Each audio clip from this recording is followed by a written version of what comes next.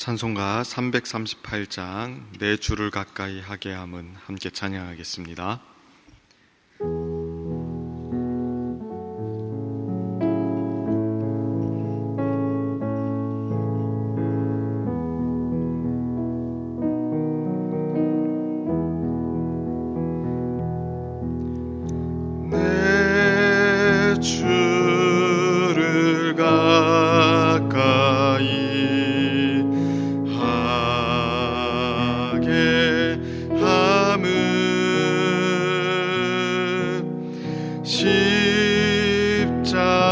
십자가 짐 같은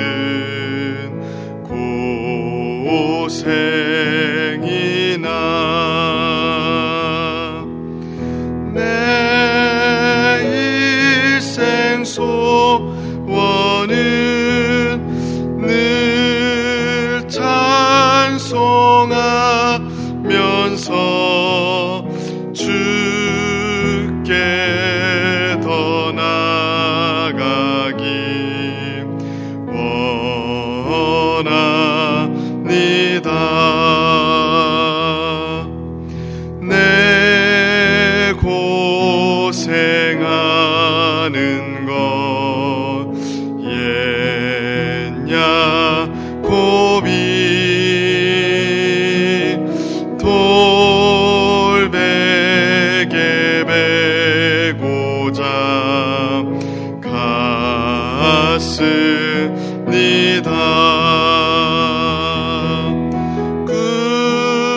꿈에도 소원이 늘 찬송하면서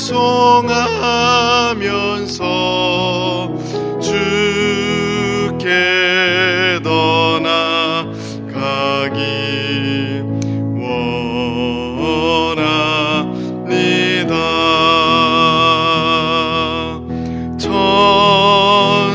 천성에 가는 걸 험하여도 명길 되나니 은혜로다. 천사 날 부르니 늘 찬송하면서 주께 더 나아가기 원합니다.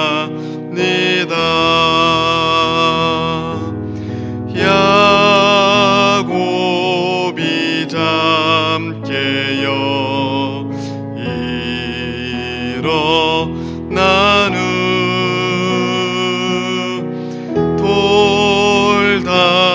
돌단을 쌓은 것 본받아서 숨쉴 때 되도록 늘 찬송하면서 주께 더 나아가기 원합니다.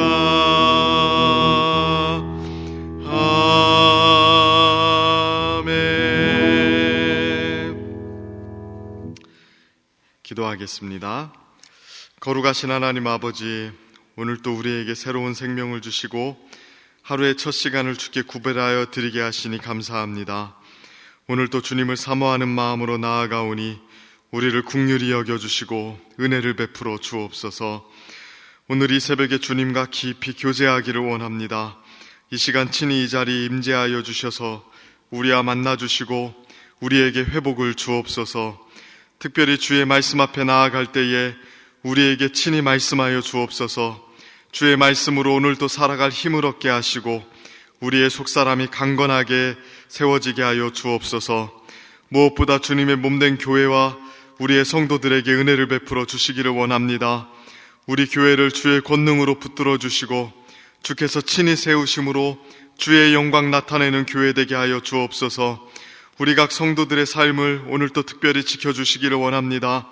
세상의 유혹과 악으로부터 지켜주시며 모든 생활 가운데 견고한 평안을 얻게 하여 주옵소서.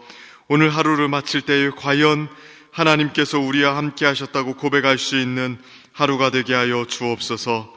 주께서 주시는 모든 것들에 감사드리며 예수 그리스도의 이름으로 기도드립니다. 아멘. 오늘 하나님께서 우리에게 주시는 말씀은 신명기 31장 9절부터 13절까지 말씀입니다. 신명기 31장 9절부터 13절까지 말씀, 구약성경 312페이지 정도에 있습니다. 신명기 31장 9절부터 13절까지 말씀입니다.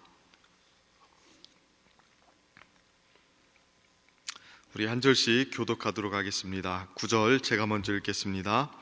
또 모세가 이 율법을 써서 여호와의 언약궤를 매는 레위 자손 제사장들과 이스라엘 모든 장로에게 주고, 모세가 그들에게 명령하여 이르기를 매 7년 끝에 곧 면제년의 초막절에 온 이스라엘이 내 하나님 여호와 앞 그가 택하신 곳에 모일 때에 이 율법을 낭독하여 온 이스라엘에게 듣게 할지니, 곧 백성의 남녀와 어린이와 내 성읍 안에 거류하는 타국인을 모으고 그들에게 듣고 배우고 내 하나님 여호와를 경외하며 이 율법의 모든 말씀을 지켜 행하게 하고 같이 있습니다. 또 너희가 요단을 건너가서 차지할 땅에 거주할 동안에 이 말씀을 알지 못하는 그들의 자녀에게 듣고 내 하나님 여호와 경외하기를 배우게 할지니라. 아멘. 오늘도 이 새벽에 기도의 자리에 나오신 여러분들을 축복합니다. 하나님 말씀 들을 때에 또 기도할 때에 주님과 깊이 있는 교제가 우리 성도님들에게 있기를 축복합니다. 오늘 본문은 모세의 사역 승계를 계속해서 다루고 있습니다. 바로 앞 내용에서는 모세가 가나안 땅에 들어갈 수 없게 된 내용들을 이야기하면서 여호수아에게 사역이 계승되는 이야기를 이야기했었죠. 하나님께서는 이스라엘 백성들과 여호수아에게 거듭해서 강하고 담대할 것을 말씀하셨습니다. 이어지는 오늘 본문에서는 하나님께서 모세에게 주신 율법이 승계되는 내용이 나옵니다. 하나님의 말씀인 율법이 누구에게 어떻게 전달되고 승계되어야 되는지가 나오는 것이죠. 9절 말씀을 보면 이렇게 이야기합니다. 또 모세가 이 율법을 써서 여호와의 언약궤를 매는 레위 자손 제사장들과 이스라엘 모든 장로에게 주고, 누구에게 율법을 주었다고 이야기합니까? 레위 자손 제사장들과 모든 장로들에게 율법을 주었다고 이야기합니다. 그러니 이제 레위 자손 제사장들은 율법을 받아서 지금까지 모세가 했던 역할을 해야 되는 겁니다. 자, 모세가 했던 역할이 어떤 역할인가요? 다른 것이 아니라 율법을 백성들에게 가르치는 것이었습니다. 12절을 보면 그들이 율법을 가지고 무엇을 해야 되는지 정확하게 이야기하는데요. 이렇게 이야기합니다. 곧 백성의 남녀와 어린이와 내 성읍 안에 거류하는 타국인을 모으고 그들에게 듣고 배우고 내 하나님 여호와를 경외하며 이 율법의 모든 말씀을 지켜 행하게 하고, 자, 이스라엘에 있는 남녀와 어린이와 타국인들에게 율법을 가르쳐서 그들이 하나님의 말씀을 배울 수 있도록 하고 그 배운 결과로 하나님을 경외할 수 있도록 하라고 이야기하고 있습니다.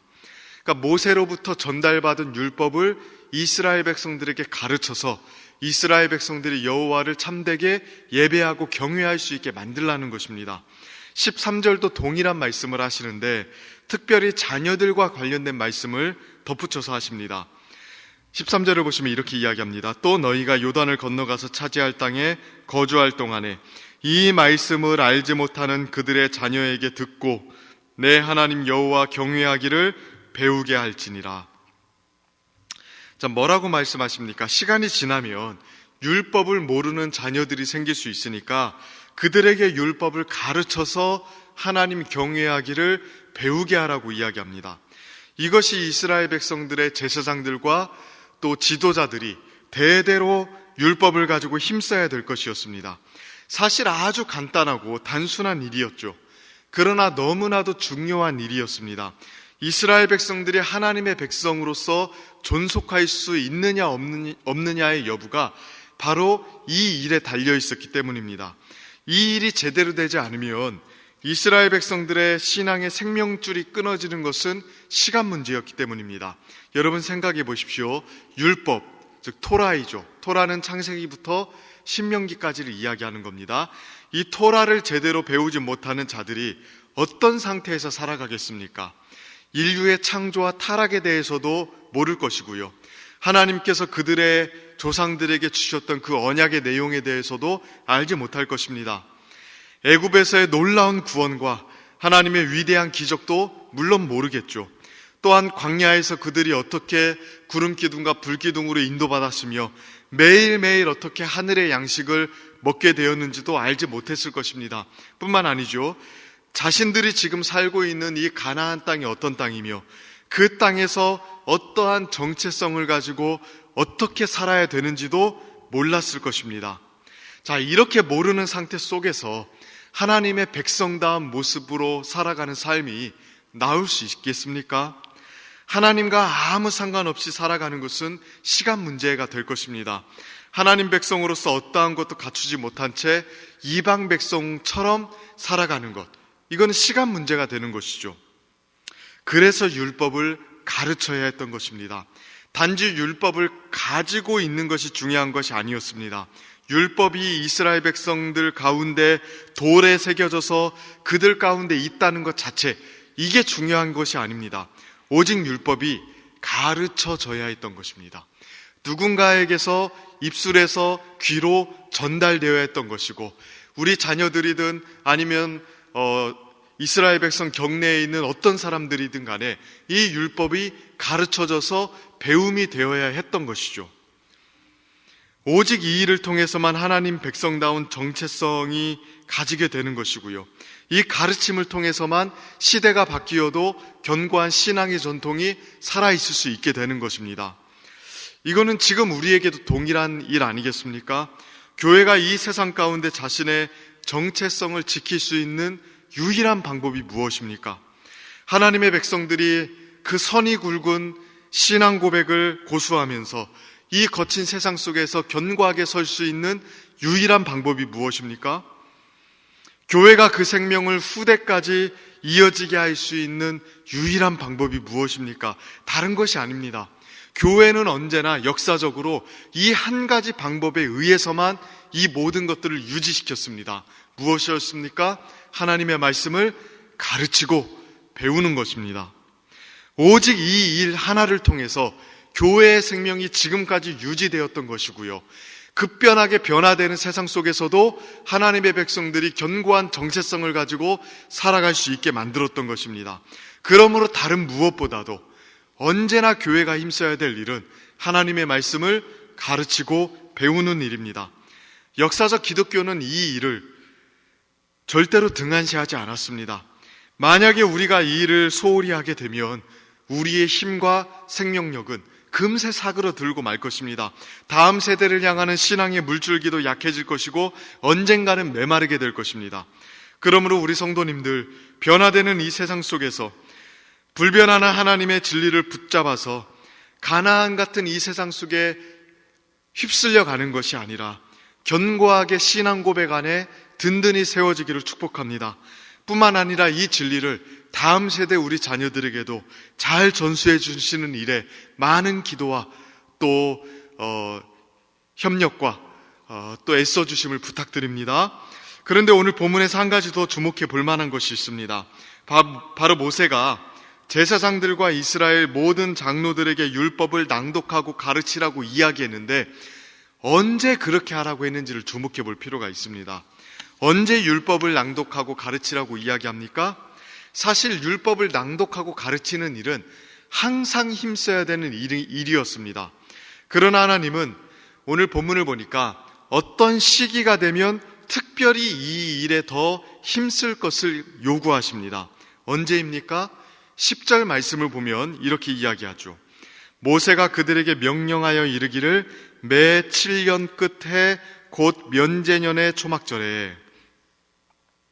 언제 이 일을 하라고 합니까? 면제연회하라고 합니다. 면제연이 언제냐면 우리가 흔히 알고 있는 안식년을 말하는 거거든요. 율법은 7년마다 안식년을 지정해 두었습니다. 이 안식년에는 농사를 짓지 않았죠. 땅을 쉬게 했으며 땅이 쉬는 동안에 맺는 열매는 가난한 사람들이나 품꾼들에게 줄 수 있도록 했습니다. 이렇게 한 해를 쉬는 동안에 하나님의 율법을 가르치도록 했던 것입니다. 그러니 안식년에는 농사 안 짓고 쉬면서 놀기만 하는 그런 때가 아니었어요. 나태하게 하루하루를 보내는 것이 다가 아니었습니다. 오히려 쉬면서 무엇을 했을까요? 하나님의 말씀에 집중했던 거예요. 하나님의 말씀에 더 힘써 나아가서 하나님 백성다운 모습으로 세워지는데 힘썼던 시간이 바로 이 안식년의 시간입니다.